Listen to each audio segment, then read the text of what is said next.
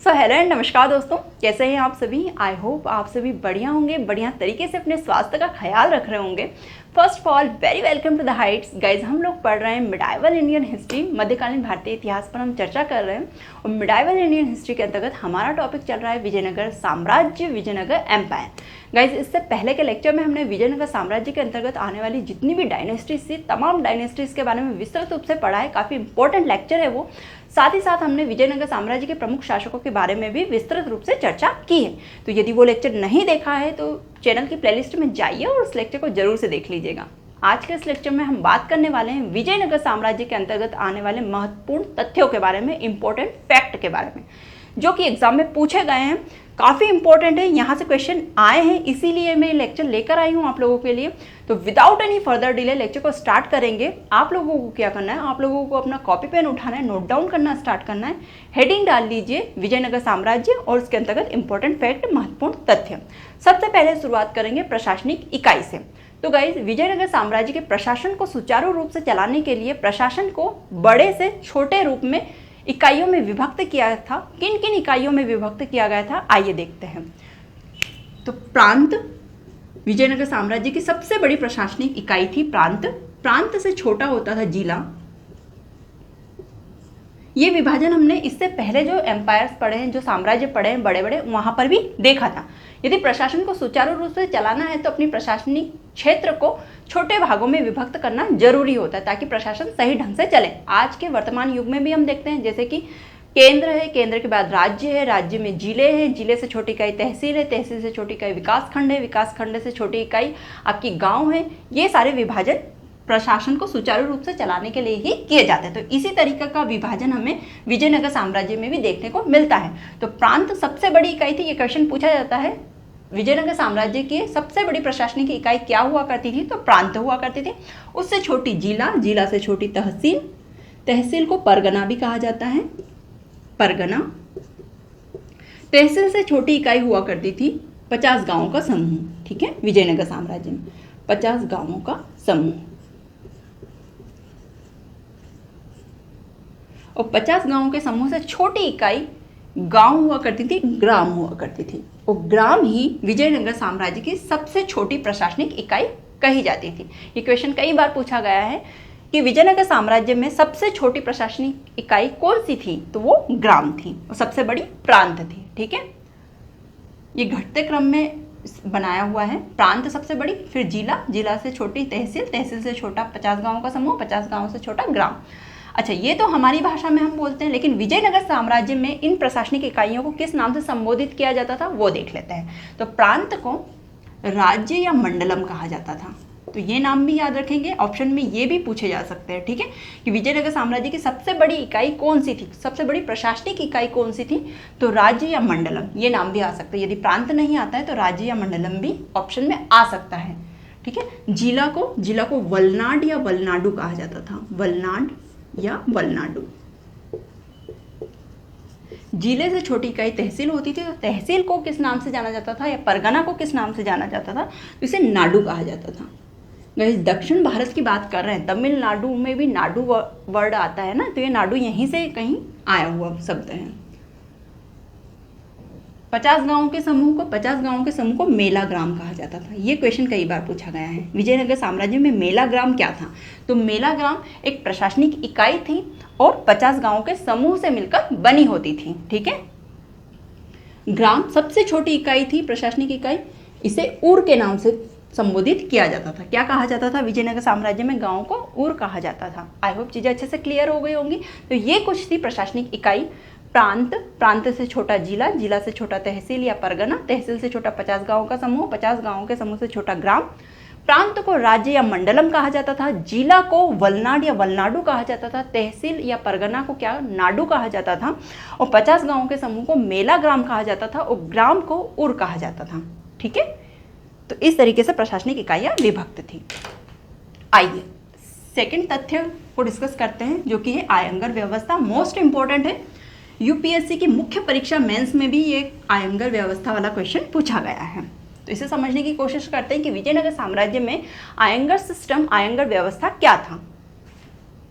तो गाइस प्रशासन को, वही प्रशासन को चलाने की ही बात आती है। तो प्रशासन को सुचारू रूप से चलाने के लिए विजयनगर साम्राज्य में ग्राम, जो कि सबसे छोटी प्रशासनिक इकाई हुआ करती थी, उसे एक स्वतंत्र इकाई के रूप में संगठित किया था। प्रत्येक ग्राम को एक स्वतंत्र इकाई बना दिया गया था। ठीक है, स्वतंत्र इकाई, स्वतंत्र इकाई अर्थात डायरेक्ट राज्य से या प्रांत से इस पर शासन नहीं चलाया जाता था, इसे स्वतंत्र इकाई के रूप में घोषित कर दिया था। स्वतंत्र इकाई के रूप में संगठित, प्रत्येक ग्राम को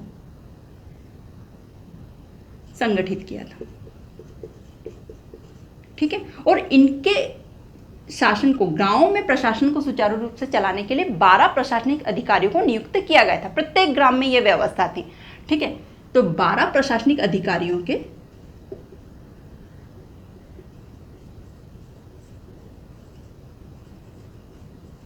12 प्रशासनिक अधिकारियों, मार्कर बिल्कुल भी नहीं चल रहे हैं गाइस, 12 प्रशासनिक अधिकारियों के समूह को नियुक्त किया गया था, जो गांवों पे अपना प्रशासन चला सकें। इन्हीं 12 प्रशासनिक अधिकारियों के समूह को सामूहिक रूप से क्या कहा जाता था? आयंगर कहा जाता था। इसी समूह को क्या कहा जाता था? आयंगर कहा जाता था। आई होप चीजें अच्छे से क्लियर हो गई होंगी। ठीक है, यही 12 प्रशासनिक अधिकारी सामूहिक रूप से क्या कहलाते थे? आयंगर कहलाते थे, जो कि गांव के प्रशासन को संभालते थे। अब इनकी क्या विशेषता थी आयंगर्स की? तो ये जो आयंगर थे, इनका जो पद होता था ये अवैतनिक होता था। अब अवैतनिक होता था तो माइंड में ये चीज़ आती है कि भाई ये काम क्यों करते थे यहाँ पे, जब वेतन ही नहीं मिल रहा है। तो इन्हें गांव में विशेष रूप से अपनी सेवाएं प्रोवाइड करवाने के लिए भूमि दी जाती थी राज्य के द्वारा, जो कि लगान मुक्त भूमि हुआ करती थी। मतलब इन्हें लगान नहीं देना पड़ता था, राजस्व नहीं देना पड़ता था उस भूमि के लिए, अपने उपज का कोई हिस्सा नहीं देना होता था इन लोगों को। इसीलिए ये गाँवों में अपनी विशेष सेवाएं प्रदान करने के लिए जाते थे प्रशासनिक अधिकारी बन के। ठीक है, तो क्या दिया जाता था? अवैतनिक पद था, लेकिन इन्हें लगान मुक्त भूमि दी जाती थी। लगान मुक्त भूमि, जब इनकी भूमि पर उपज आती थी तो उसका कोई भी हिस्सा राज्य को नहीं दिया जाता था। लगान मुक्त भूमि इन्हें प्रदान की जाती थी। आयंगर का जो पद होता था, ये पद ये बेच भी सकते थे। वैसे तो आनुवांशिक पद होता था। एक और विशेषता सुन लीजिए इनकी, क्या था ये पद? ये पद आनुवांशिक था। ये सारी विशेषताएं पूछी जाती है गाइस, है ना, इसीलिए नोट डाउन करेंगे। आनुवांशिक था, आनुवांशिक पद था ये, मतलब पिता को मिला है तो पिता के बाद में पुत्र को स्वतः ही यह पद मिल जाता था। लेकिन यदि ये आयंगर चाहे तो अपने पद को बेच सकते थे या गिरवी भी रख सकते थे। ठीक है, क्या कर सकते थे? बेच सकते थे, पद को बेच सकते थे। यदि ये नहीं चाहते हैं आयंगर बनना, अब ये आनुवंशिक चलता था, अब ये नहीं चाहते, ये नहीं संभाल पा रहे, तो ये अपने पद को क्या करते थे? बेच सकते थे या गिरवी भी रख सकते थे कुछ समय के लिए। पद को बेच सकते थे या गिरवी रख सकते थे। तो ये सारी विशेषताएं आप लिख लेंगे। अवैतनिक था ये पद। गांव में अपनी सेवाएं प्रोवाइड करने के लिए इन्हें क्या मिलता था? तो इन्हें राज्य से लगान मुक्त भूमि दी जाती थी। लगान नहीं लिया जाता था इनकी भूमि की उपज से। ठीक है, आनुवांशिक था ये पद। साथ ही साथ यदि ये पद को नहीं संभाल पा रहे हैं आयंगर, तो अपने पद को बेच सकते थे या गिरवी भी रख सकते थे। ठीक है, लगान मुक्त भूमि के बदले में ये क्या करते थे? ये अपनी सेवाएं प्रोवाइड करवाते थे, प्रशासन संभालते थे गांव का। तो ये थी आयंगर व्यवस्था। आई होप चीज़ें अच्छे से क्लियर हो गई होंगी। तो आयंगर क्या है? तो गांव के प्रशासन को चलाने के लिए प्रशासनिक अधिकारियों के 12 प्रशासनिक अधिकारियों के समूह को आयंगर कहा जाता था। कर्णिकम क्या है? तो कर्णिकम लेखा अधिकारी हुआ करते थे, जिनके पास भूमि के क्रय विक्रय के संबंधित दस्तावेज रहते थे। कर्णिकम ये भी पूछा गया है। तो क्या थे ये? लेखाकार थे, जिनके पास भूमि से संबंधित। अच्छा, आयंगर में एक और चीज़ें ऐड करेंगे गाइस। ये आयंगर जो होते थे, तो इनका पावर क्या था, इनकी शक्ति क्या थी? तो गांव में यदि कोई व्यक्ति अपनी भूमि को बेचना चाहता है या दान करना चाहता है, तो इनकी जानकारी के बगैर वह अपनी भूमि को ना तो बेच सकते हैं, ना ही किसी को दान कर सकते हैं। इतना पावर रहता था आयंगर का। ठीक है, क्योंकि ये क्या थे? प्रशासनिक अधिकारी थे। तो इनकी जानकारी के बगैर कोई भी व्यक्ति ये काम नहीं कर सकता था गाँव में। ठीक है, जिस भी गाँव में, जैसे ये कोई ग्राम है और उस पर 12 प्रशासनिक अधिकारी बैठे हुए हैं, तो अब इस ग्राम का ग्रामीण यदि अपनी भूमि को बेचना चाहता है या किसी को दान करना चाहता है तो वो पहले किन्हें बताएगा, पहले आयंगर को बताएगा, ये सूचना देगा। और आयंगर यदि उस पर हामी भरते हैं, यदि उसे आज्ञा देते हैं तो ही ये ग्रामीण अपनी भूमि को बेच सकता है या फिर किसी को दान कर सकता है। तो ये पावर हुआ करता था आयंगर का, तो ये भी नोट डाउन कर लेंगे। अच्छा, कर्णिकम की हम बात करें तो कर्णिकम क्या था? लेखाकार था जो कि भूमि से संबंधित या फिर लिख सकते हैं भूमि के क्रय विक्रय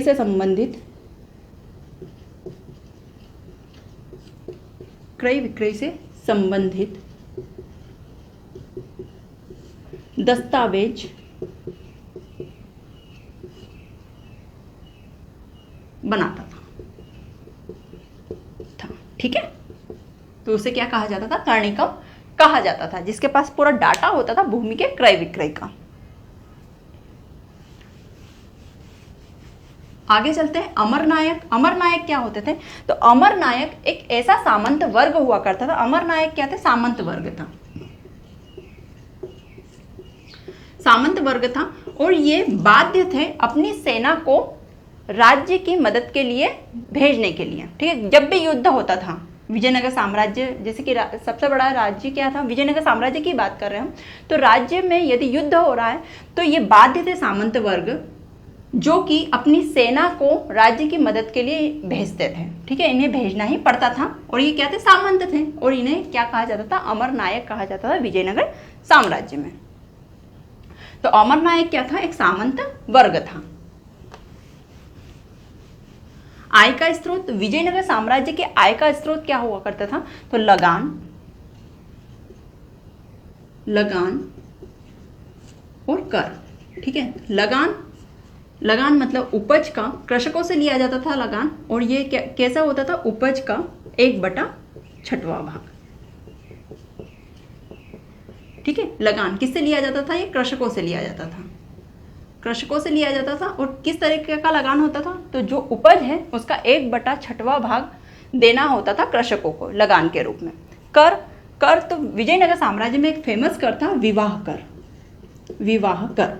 इसमें वर और वधु दोनों ही पक्षों को टैक्स देना पड़ता था। ठीक है, यदि वो विवाह कर रहे हैं तो राज्य को टैक्स देना पड़ता था, वधु पक्ष को भी देना पड़ता था, वर पक्ष को भी देना पड़ता था। किसे देना पड़ता था? प्रशासन को देना पड़ता था। लेकिन यदि कोई लड़का किसी विधवा से विवाह कर रहा है तो उसे विवाह कर नहीं देना होता था। तो ये पॉइंट आप याद रखेंगे, विधवा से विवाह करने पर टैक्स नहीं लगता था। विधवा से विवाह करने पर विवाह कर नहीं देना होता था, नहीं देना होता था।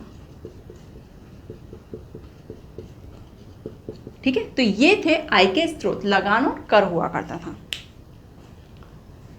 चलिए आगे चलते हैं। आगे है उम्बली। उम्बली क्या था? तो गाइस अभी हमने आयंगर व्यवस्था पढ़ा और देखा कि किस तरीके से लगान मुक्त भूमि दी जाती थी राज्य के द्वारा। तो उम्बली यही लगान मुक्त भूमि हुआ करती थी। तो लगान मुक्त भूमि को उम्बली कहा जाता था। लगान मुक्त भूमि को क्या कहा जाता था? उम्बली कहा जाता था। ये वर्ड पूछा गया है गाइस, उम्बली क्या है, और ऑप्शन दे दिए जाते हैं। तो आप लोगों को याद रखना है, उम्बली, लगान मुक्त भूमि को उम्बली कहा जाता था विजयनगर साम्राज्य में। आगे चलते हैं। आगे क्या है? रक्त कोड़गे। रक्त कोड़गे क्या हुआ करता था? तो गाइस जो युद्ध में सैनिक जाते थे और अपने शौर्य का प्रदर्शन करते थे, और यदि वो युद्ध में शहीद हो गए हैं, वहाँ पे उनकी मृत्यु हो गई, तो उनके परिवार को भूमि दान दी जाती थी मुआवजे के रूप में। क्या दिया जाता था? भूमि दी जाती थी, भूभाग दिया जाता था। उसी भूभाग को रक्त कोड़गे कहा जाता था। तो युद्ध में शौर्य प्रदर्शित करते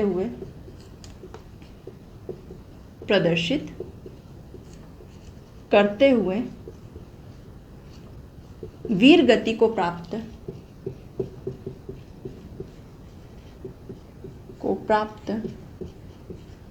योद्धा के परिवार को मुआवजे के स्वरूप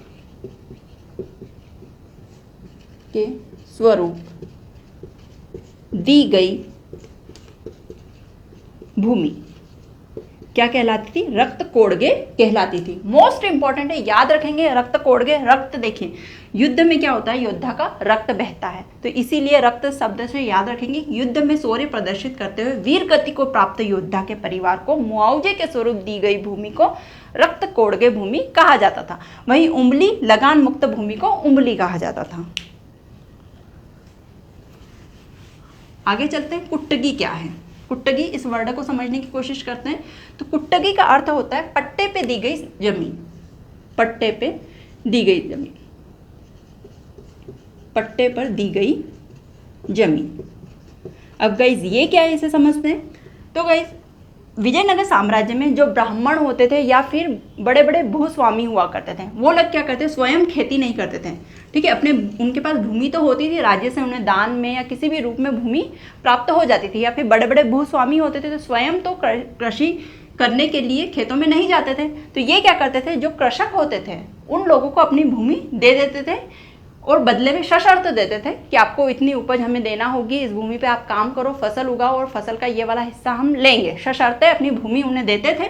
तो यही भूमि जो दी जाती थी, इसे पट्टे पर भूमि को मतलब इस व्यवस्था को क्या कहा जाता था, भूमि पट्टे पर दी गई है, ठीक है, आगे समझ में। और इसे कुट्टगी कहा जाता था, ठीक है। पट्टे पे दी गई जमीन को कुट्टगी कहा जाता था, क्योंकि जो भूस्वामी होता था स्वयं कृषि न करते हुए कृषकों को भूमि दे देता था सशर्त। तो इस व्यवस्था को कुट्टगी कहा गया है। वेश्वक क्या है? वेश्वक को समझते हैं। तो विजयनगर साम्राज्य में दास प्रथा चला करती थी। तो दास प्रथा थी विजयनगर साम्राज्य में, ठीक है। और दासों के ही क्रय विक्रय को वेश्वक कहा जाता था। तो दासों के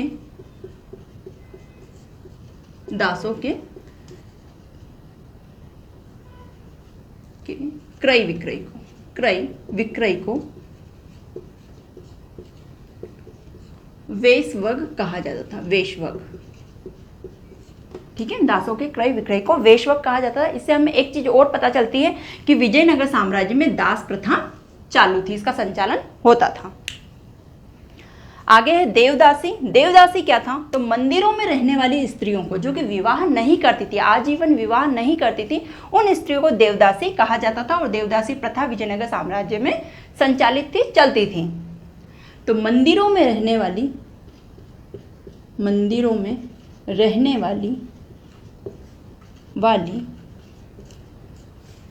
आजीवन अविवाहित स्त्रियों को